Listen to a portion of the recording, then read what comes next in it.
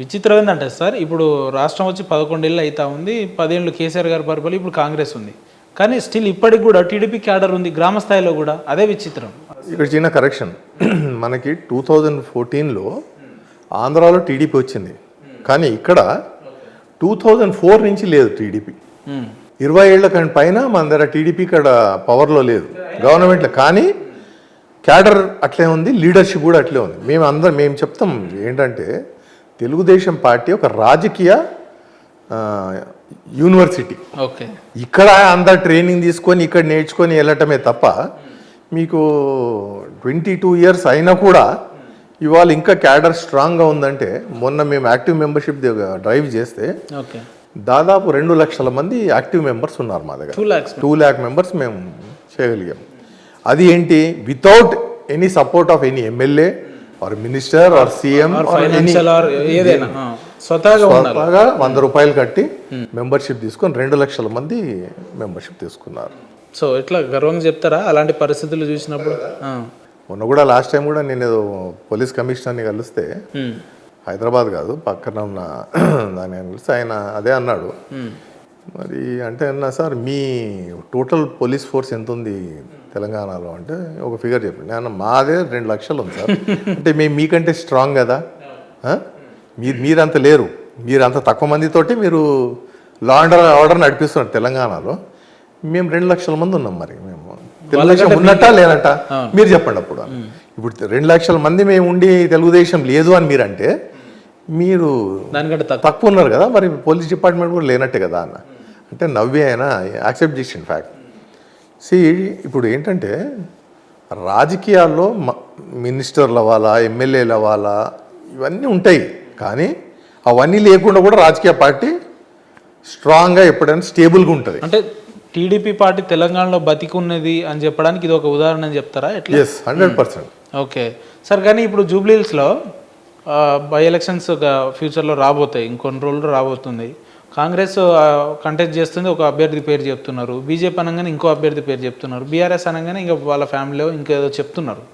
కానీ when it comes to TDP, ఎవరు అక్కడ ఒకవేళ నిలబడితే అభ్యర్థి ఎవరు ఉంటారంటే ఎవరి పేరు చెప్తారు? లేదండి, ఇప్పుడు చాలామంది న్యూస్ రిపోర్టర్స్ కూడా న్యూస్ పేపర్స్లో వచ్చింది, టీడీపీ నుంచి జీవీజీ నాయుడు ఉన్నాడు అని వచ్చింది.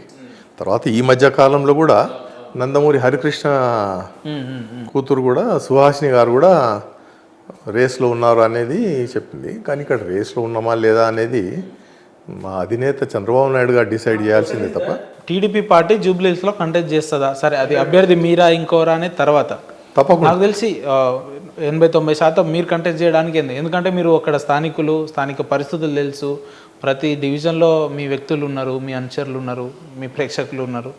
సో ఒకవేళ టీడీపీ పార్టీ మిమ్మల్ని ఎంకరేజ్ చేసి పోటీ చేయమని అంటే నాయుడు గారు పోటీలో ఉంటారా, తప్పుకుంటారా? తప్పకుండా పోటీలో ఉంటా. ఇంకోటి ఇక్కడ నేను అడ్వాన్స్లో ఒక మాట చెప్తున్నా, నాకు చంద్రబాబు నాయుడు గారు బీఫామ్ ఇచ్చి కంటెస్ట్ చేయమని చెప్పి ఆయన ఆశీస్సులతోటి నేను కంటెస్ట్ చేస్తా, ఘన విజయం సార్. ఏం సార్ పోటీ చేస్తారా అంటే, నా క్వశ్చన్ కంప్లీట్ కాకముందు తప్పకుండా ఉంటా అని చెప్పి అంత కాన్ఫిడెన్స్ ఎక్కడిది? అదే అండి, ఇప్పుడు 2009 నుంచి నేను యాక్టివ్గా ఉన్నా జూబ్లీహిల్స్ కాన్స్టిట్యున్సీ. అప్పుడు నేను ఎంఐఎంలో ఉన్నా, 7 సంవత్సరాలు ఎంఐఎంలో ఉన్నా. అప్పటి నుంచి తర్వాత 9 సంవత్సరాలు టీడీపీలో వచ్చింది. కాబట్టి నా ప్రతి సందులో, ప్రతి కాలనీలో, ప్రతి బస్తీలో నా ఫ్రెండ్స్ ఉన్నారు.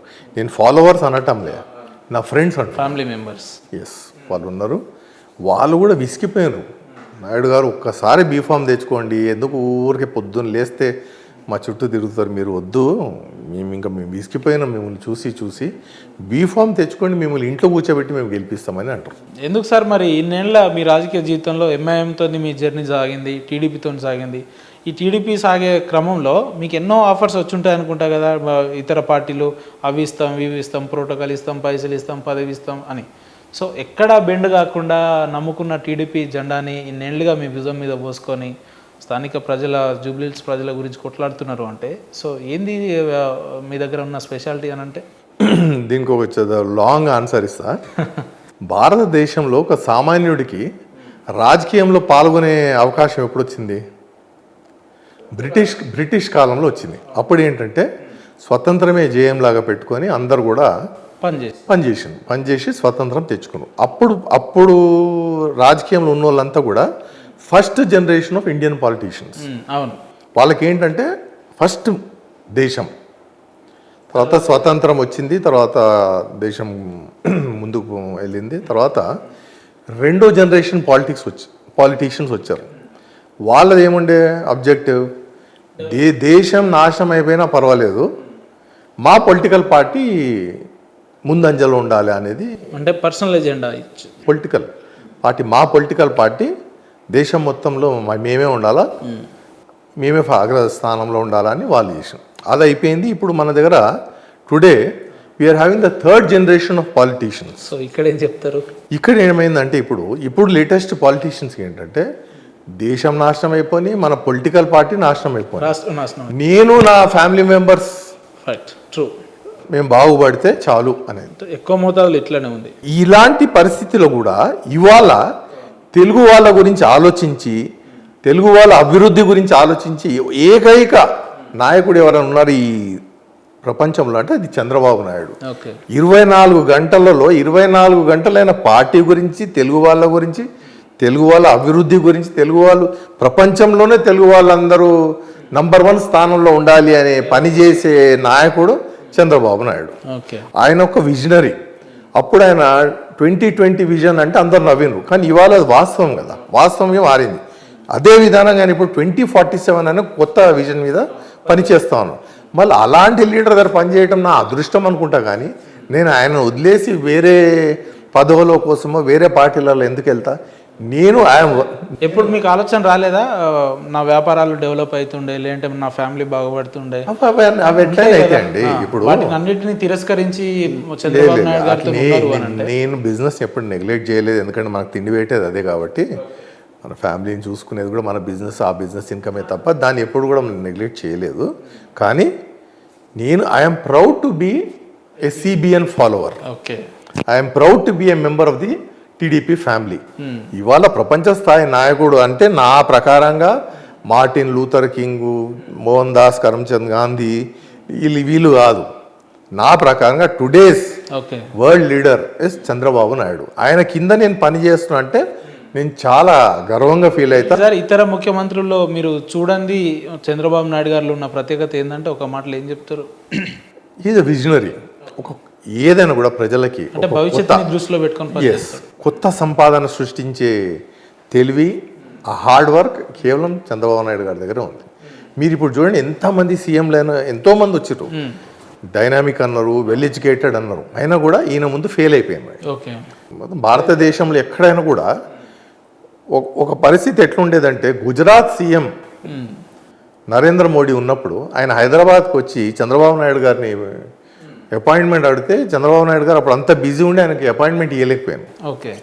ఇవాళ బీజేపీ ఎదిగి ఆయన పిఎం అయింది కాబట్టి ఇవాళ వాళ్ళు రెగ్యులర్ కలుస్తున్నారు. కానీ అంటే మీరు ఊహించండి, గుజరాత్ సీఎంకే అపాయింట్మెంట్ దొరకలేదు ఆంధ్రప్రదేశ్లో ఒకనొక సందర్భం.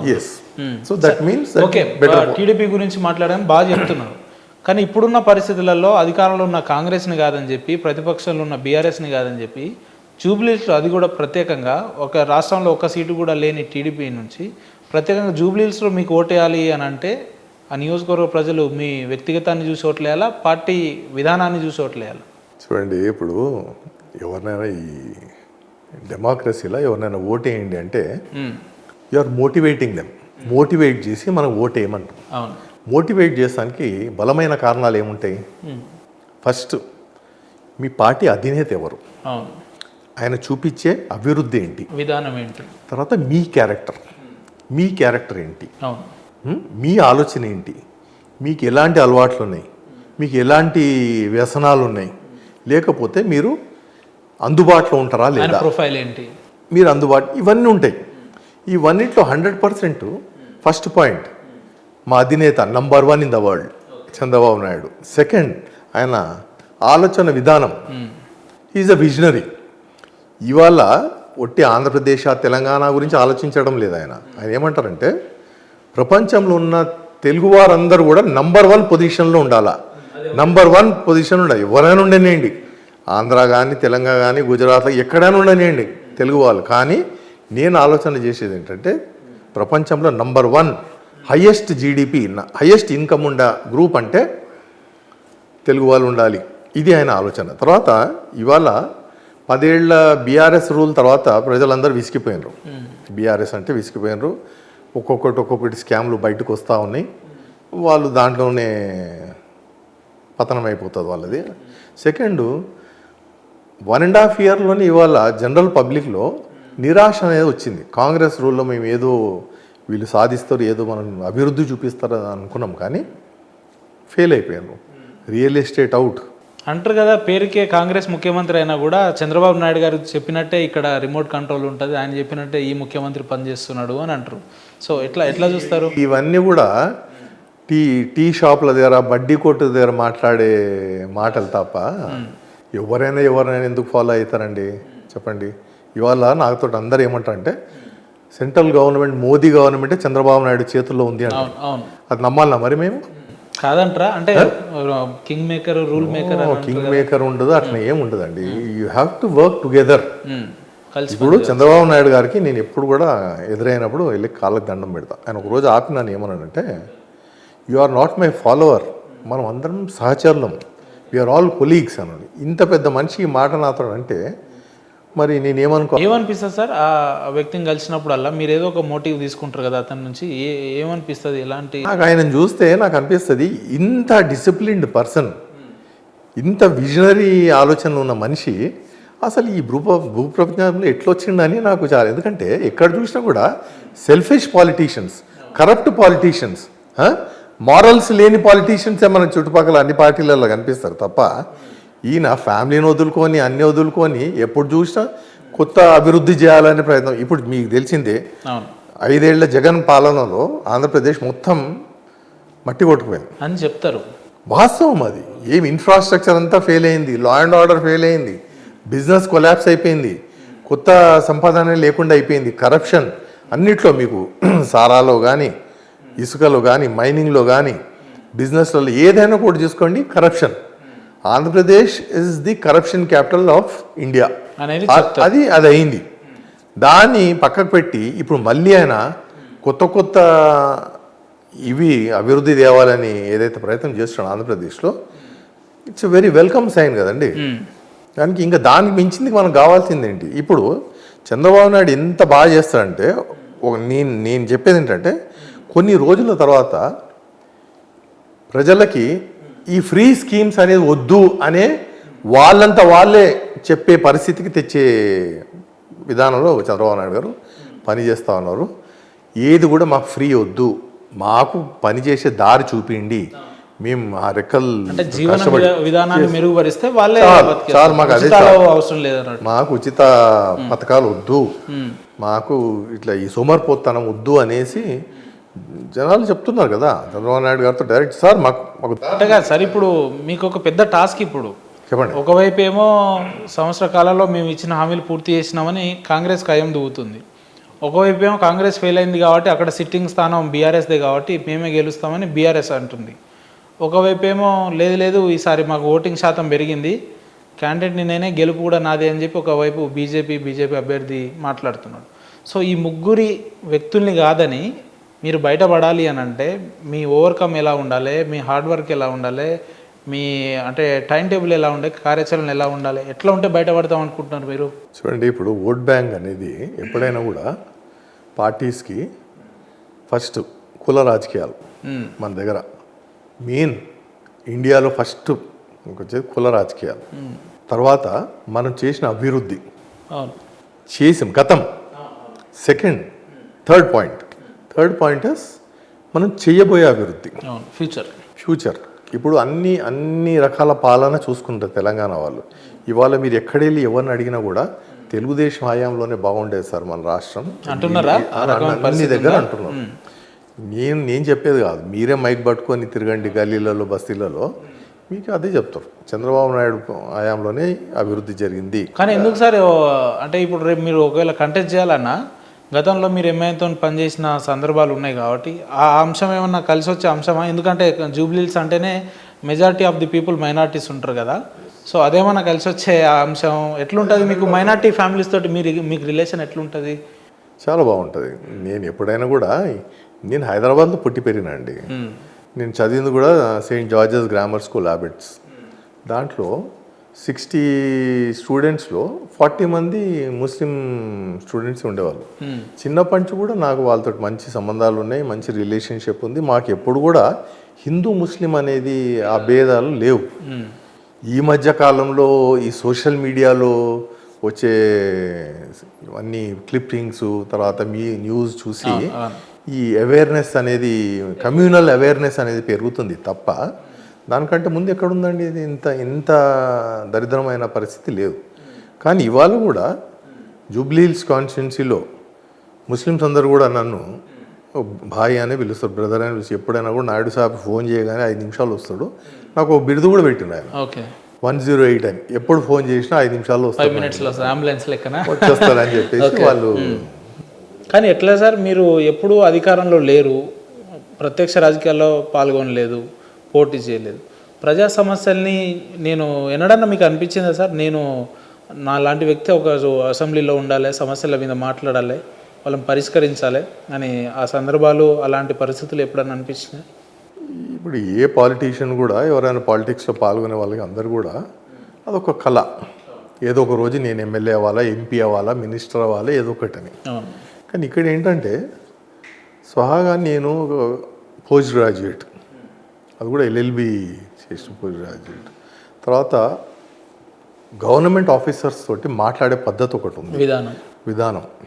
వాళ్ళకి రెస్పెక్ట్ ఇస్తాం మనం, వాళ్ళు మనకు రెస్పెక్ట్ ఇస్తారు. ఇవాళ నేను కార్పొరేటర్ కాదు, ఎమ్మెల్యే కాదు, ఎంపీ కాదు, కానీ IPS IASలు ఎవరైనా కూడా నాకు మంచి రెస్పెక్ట్ ఇస్తారు. నేను అడగగానే అపాయింట్మెంట్ ఇస్తారు, నేను చెప్పిన పని చేస్తారు.